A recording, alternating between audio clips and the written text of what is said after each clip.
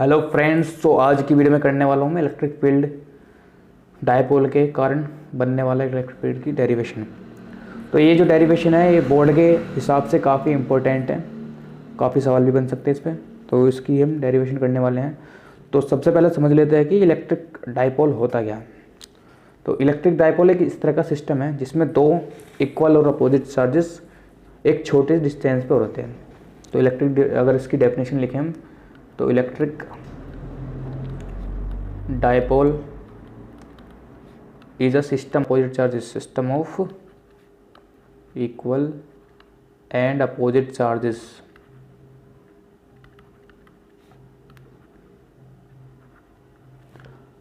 separated by a small distance। तो उसको हम बोलते हैं इलेक्ट्रिक डायपोल। जैसे प्लस क्यू चार्ज एक ये है, एक माइनस क्यू चार्ज है, तो इनके बीच में कुछ डिस्टेंस छोटी सी जिसको हम 12 बोलते हैं। तो ये क्या है, एक ऐसा सिस्टम है जिसको हम डायपोल बोलते हैं। क्या बोलते हैं इसको? डायपोल।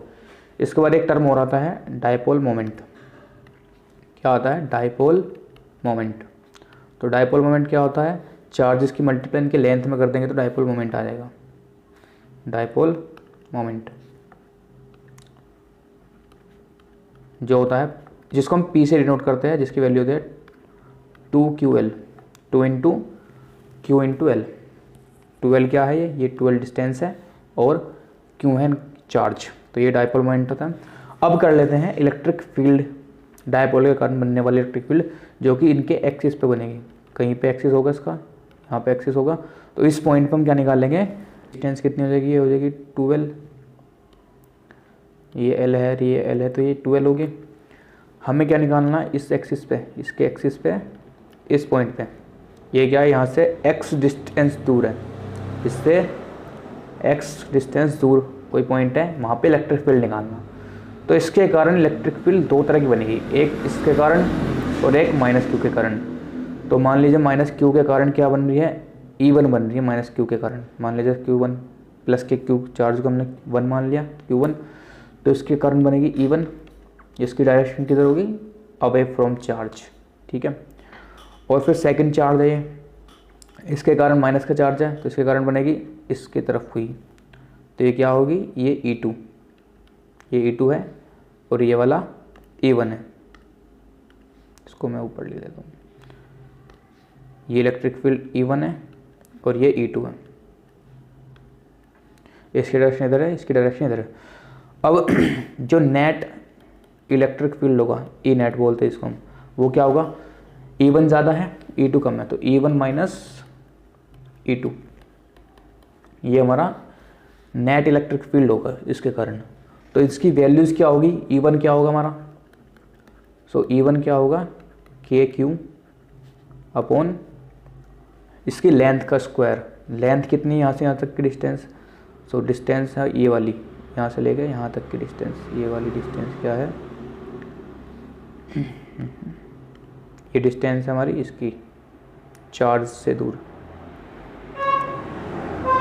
तो इसकी वैल्यू क्या होगी? ये x है, यहाँ से लेके यहाँ तक x है। ठीक है। अगर इस x में से ये वाली लेंथ घटा दूँ मैं, जो l है, l लेंथ अगर सब्ट्रैक्ट कर दूँ तो सिर्फ ये वाली लेंथ बचेगी, जो रेड वाली है नीचे वाली। तो इसकी डिस्टेंस कितनी आएगी हमारी? x minus L, x minus l का होल स्क्वायर। ये E1 होगी। इसके बाद E2 कितना होगा? KQ upon E2, E2 Q minus k Q के चार्ज के कारण बन रही है, तो E2 होगा हमारा। ये डिस्टेंस कितनी है? x में अगर ये L और ऐड कर दूँ, ये यहाँ से यहाँ तक की x है, ये वाली डिस्टेंस x है यहाँ से यहाँ तक, प्लस ये L और ऐड करना पड़ेगा मुझे, तो इसकी डिस्टेंस क्या होगी? x प्लस एल का होल स्क्वायर, जो इस माइनस क्यू के कारण बन रही होगी। ये जो माइनस क्यू है, यहाँ से यहाँ तक की जो डिस्टेंस है वो कितनी है?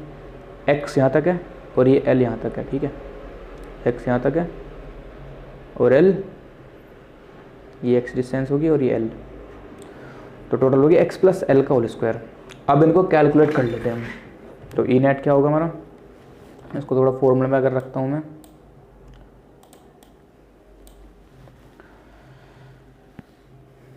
ई नेट के फॉर्मूले में रख देते हैं इसको। तो E net equal to E1 minus E2।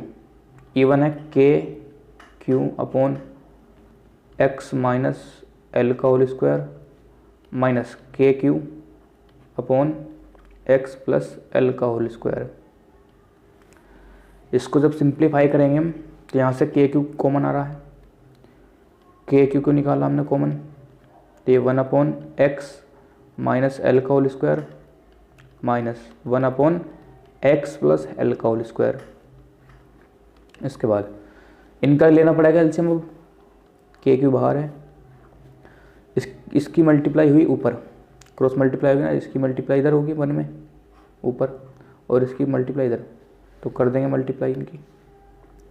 तो ये x प्लस एल का whole square minus x minus l का होल स्क्वायर अपॉन इनकी आपस में मल्टीप्लाई होगी x माइनस एल का whole square into x plus l का होल स्क्वायर। इसको जब ओपन करेंगे हम के क्यू इंटू यहाँ पे a प्लस बी का होल स्क्वायर का ओपन करेंगे तो ये क्या होगा x square plus l square plus 2xl, फिर माइनस का साइन है, माइनस एक्स माइनस एल का होल स्क्वायर ओपन करेंगे तो x square plus l square minus 2xl। यहाँ पे a माइनस बी का होल स्क्वायर लगा है। इसके बाद अपॉन में इनको जब ओपन करेंगे तो क्या होगा, ये x square plus l square minus 2xl और ये 1 मिनट मल्टीप्लाई में है ना ये, तो ये हो जाएगा हमारा एक्स। इसको ऐसे कैसे लिख लेते 2 मिनट के लिए, एक्स माइनस एल का whole square into x plus l का होल स्क्वायर। जब ऊपर सिंप्लीफाई करेंगे हम के क्यू इंटू ब्रैकेट जब ओपन करेंगे तो ये होगा x square plus l square plus 2xl minus, जब ब्रैकेट ओपन होगा तो माइनस यहाँ पे, तो ये एक्स स्क्वायर जो है माइनस का हो जाएगा और ये एल भी माइनस का हो जाएगा, एल स्क्वायर माइनस का माइनस और ये 2xl हो जाएगा प्लस का 2xl upon x minus l का whole square into x plus l का होल स्क्वायर। इसके बाद यहाँ से ये एक्स स्क्वायर से एक्स स्क्वायर कैंसिल, ये एल स्क्वायर से एल स्क्वायर कैंसिल और 2xl और प्लस 2xl हो गए 4xl, k q into 4xl upon x minus l का whole square into x plus l का whole square.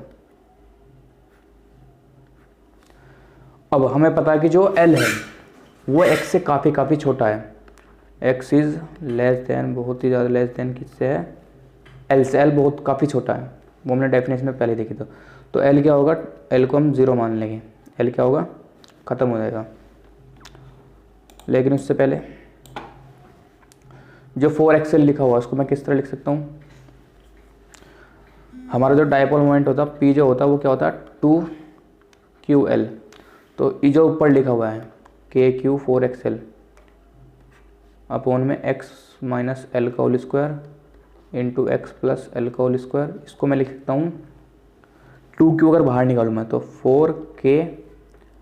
4kx into 2ql, ये बाहर निकाला, इसके यहाँ पर लिख दूँगा मैं p x माइनस एल का whole square into x plus l का होल स्क्वायर, ये होगा p 2kx into p upon x minus l का whole square into x plus l का होल स्क्वायर।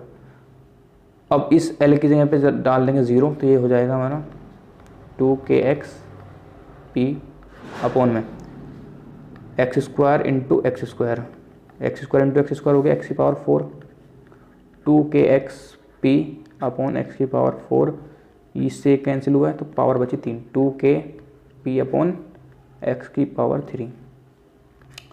तो ये आया हमारा electric dipole moment due to electric field due to dipole moment on axial point. इसी को अगर वेक्टर में लिखना हो तो वेक्टर क्या होगा 2k p हमारा वेक्टर है इस तरह से, तो इलेक्ट्रिक फील्ड क्या होगा, जो भी डायपोल मोमेंट की डायरेक्शन है वही हमारी इलेक्ट्रिक फील्ड की डायरेक्शन होगी। तो अगर ये समझ में आया तो एक बार लाइक कर देना।